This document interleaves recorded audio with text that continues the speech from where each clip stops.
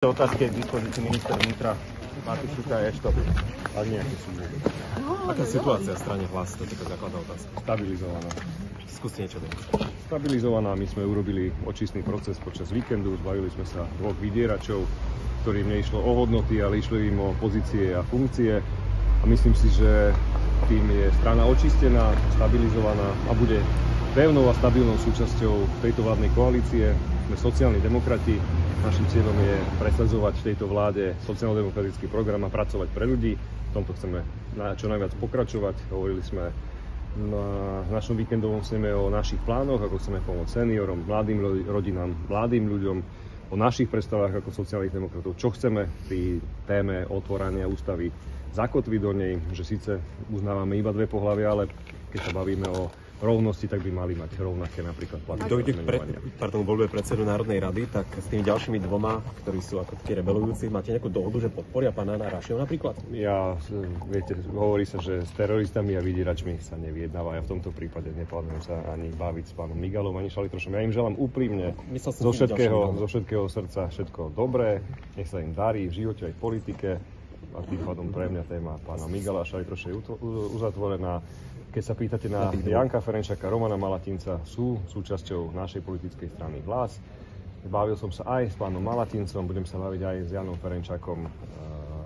Evidujem aj ich vyhlásenia, urobíme všetko preto, aby sa cítili v klube dobre, pretože sú s nami, my sme jedna rodina, ja som aj s Romanom, aj s Jankom tú stranu spolu zakladal, aj s Petrom Pellegrinim, takže myslím si, že urobíme všetko preto, aby sa medzi nami cítili tak, ako doteraz, ako priatelia. Pán minister, ako vnímate vlastne vydanie Daniela Bombica na Slovensko? Vnímam to ako fakt. A prečo je pre neho vládny špeciál? Či to nebol exkluzívny taxík troška? To sa spoľahnite, že nie, pretože to sú bezpečnostno-taktické opatrenia, ktoré musíme prijímať. Rozhodoval o tom Interpol spolu s krajským riaditeľstvom policajného zboru v Bratislave. Pokiaľ sa bavíme o medzinárodne hľadanom človeku, ktorý bol eskortovaný ozbrojenými zložkami, tak asi nechcete, aby išiel štandardnou linkou, kde sú aj rodiny s deťmi. Nie sú to bezpečnostné taktické opatrenia a toto je štandard, ktorý sme v minulosti ako ministerstvo vnútra policajný zbor vždy takto pristupovali a v tomto prípade... A ste presvedčení o tom, že sa bude nezaujato rozhodovať v jeho prípade? Vy máte nejaké pochybnosti o našich súdoch? Ja som nikdy rozhodnutia súdov nespochybňoval, či už rozhodli tak, alebo onak a myslím si, že by to nemali robiť ani médiá, pretože máme súdy rozhodujú, ani politici, ani novinári. A myslím si, že v tomto prípade my v Hlase sme nikdy nespochybňovali akékoľvek rozhodnutie súdov.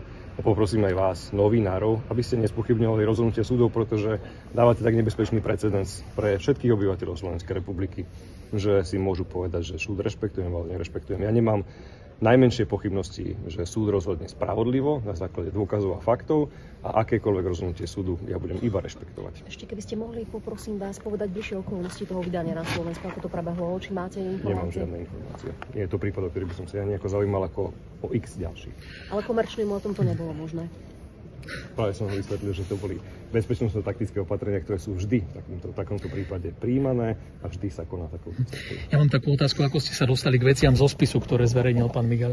Na internete.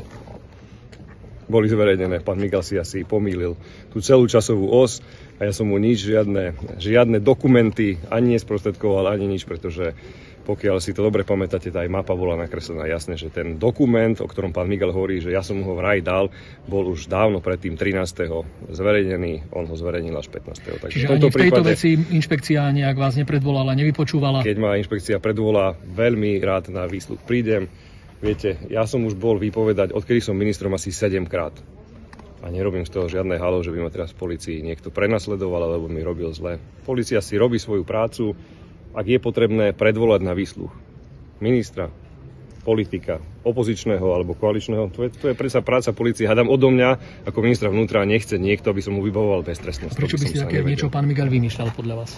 Tak viete, oni si už vymýšľajú teraz, pretože do dnešného dňa nechce povedať pravdu, že ich jedinou požiadavkou spolu s pánom Šalitrošom bola pozícia ministra vnútra, podpredsedu Národnej rady, podpredsedu strany, člena predsedníctva a šéfa vojenského spravodajstva. Takže to sa musíte opýtať jeho. Ja ozaj úprimne všetko dobré im želám, len viete, čo najmenej nenávisti. Tá im bude robiť zle potom v živote. Ďakujem.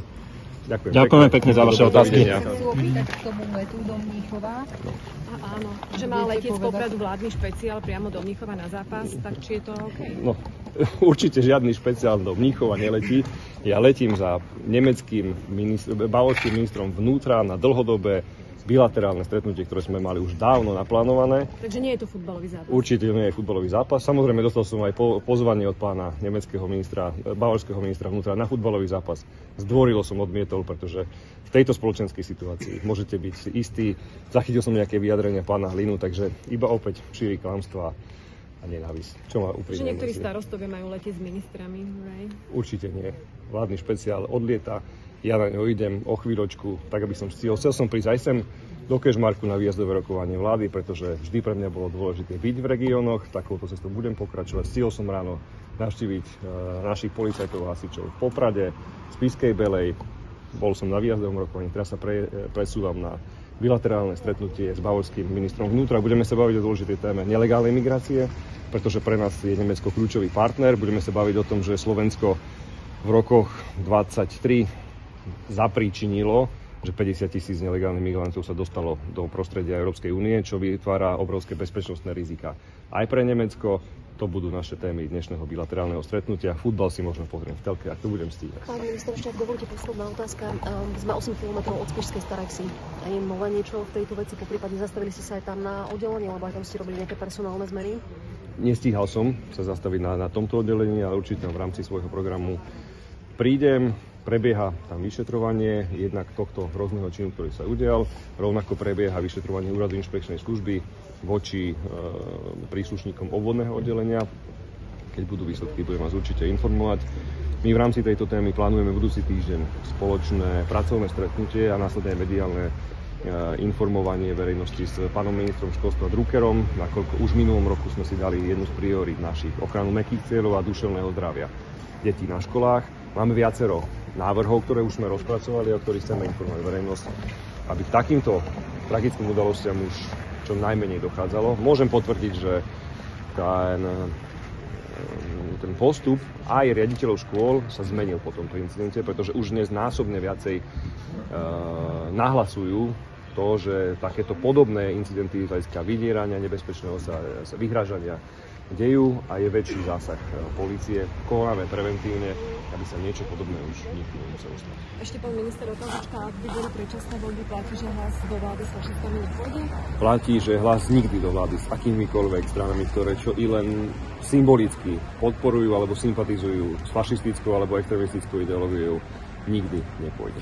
Ďakujeme pekne. Pekný deň. Dovidenia.